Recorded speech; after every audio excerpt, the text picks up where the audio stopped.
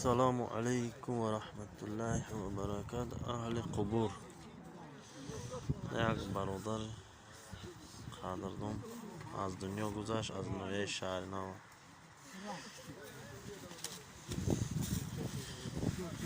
اکای اسلام الدین آسته سراسیمه نشد.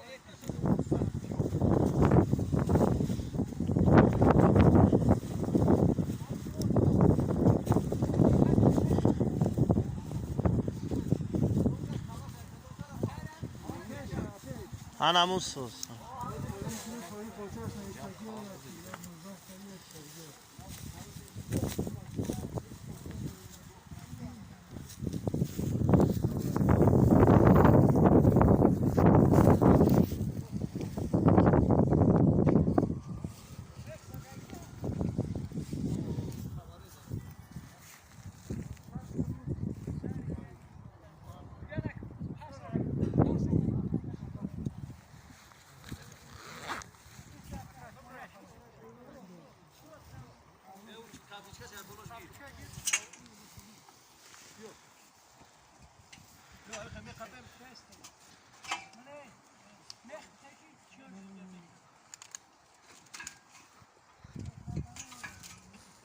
من آجی بابا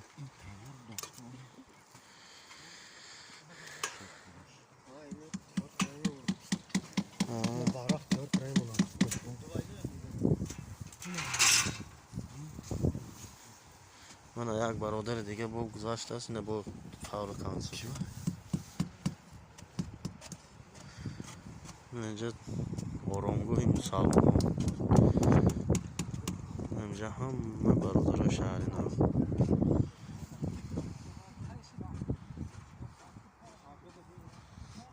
خداوند طریقه رحمتش و سه جانم کنه برادر.